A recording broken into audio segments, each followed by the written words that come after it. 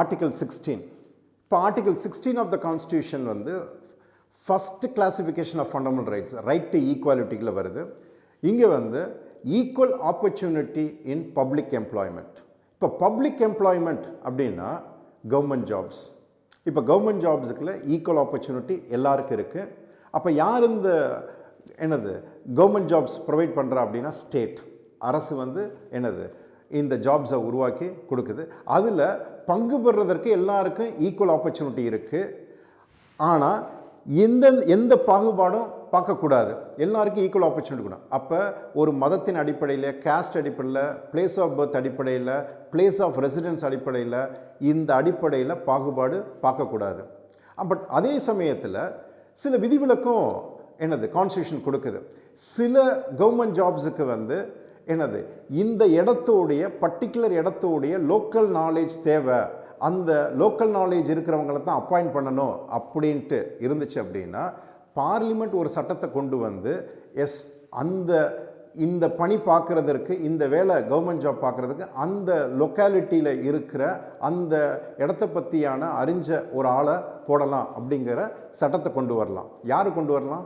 Parliament.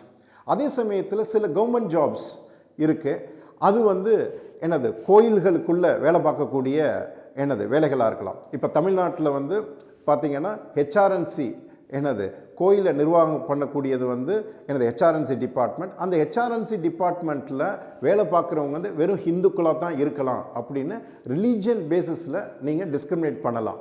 ஏன்னா அந்த religion மதம் சார்ந்த இவங்க தான் அங்கே வேலை பார்க்கலாம் அப்படின்ட்டு. அப்போ சில விதிவிலக்குகள் கொடுக்குறாங்க. பட் அதே சமயத்தில் சில ரிசர்வேஷனும் கொடுக்குறாங்க. இப்போ இந்த கவர்மெண்ட் ஜாப்ஸில் சோஷியலி எஜுகேஷ்னலி பேக்வர்ட் கிளாஸஸ், அப்போ schedule caste, schedule tribe, backward classes, இவங்களுக்கும் ஒரு ரிசர்வேஷன் கொடுக்குறாங்க.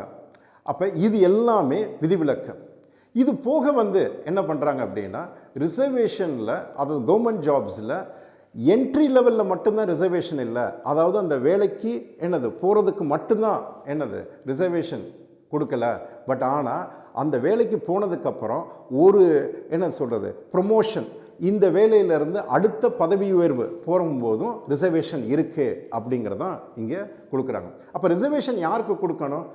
Those communities which are not அடிக்குவேட்லி represented. அப்போ போதுமான ஒரு பிரதிநிதித்துவம் ஒரு கம்யூனிட்டிக்கு இல்லை அப்படின்னா அங்கே ரிசர்வேஷன் கொடுக்கலாம் அப்படின்னு சொல்லக்கூடியதான் ஆர்டிகல் 16.